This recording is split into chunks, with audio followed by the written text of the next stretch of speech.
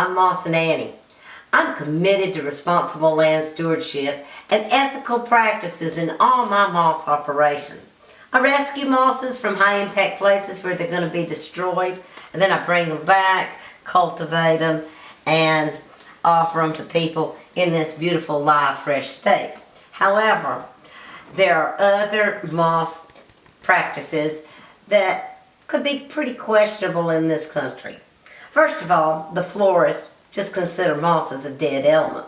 I cannot tell you how many people, knowing that I love moss, will send me a photograph of a moss topiary or some sheet moss all draped across a table, or maybe even a moss shoe or pocketbook. Y'all, those mosses have been dyed, dried, and then glued onto those products. All they've done is kill the mosses. So now let's just look in this and do an unboxing to see what might be available from when you purchase mosses online. Well, when we look inside, we will find dried up mosses.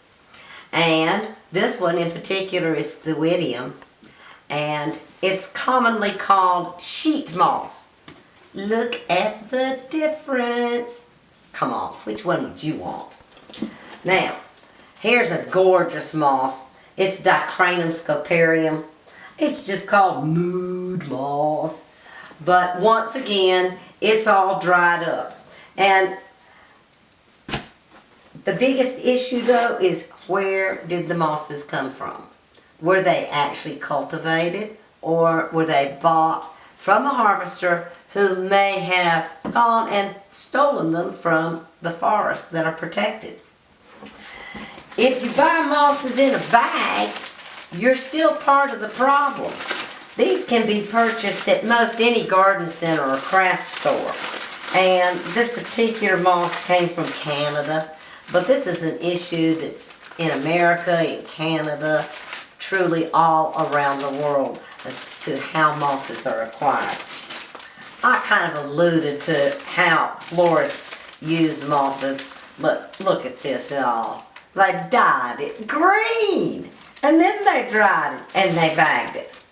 Well, let me tell you, if you're responsible and care about your environment, then as a mosser or a moss distributor, you'll have a plant collector license issued by your Department of Agriculture, and also be certified as a nursery.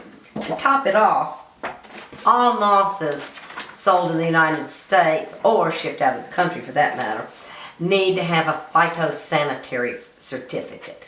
This is issued by my NCDA inspector. Any shipments that go out of the country require an individual inspection.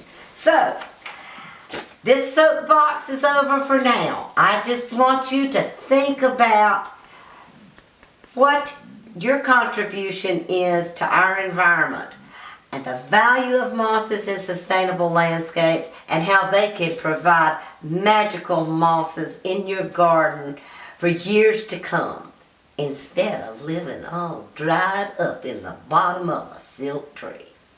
Hope you like my video and share it with your friends.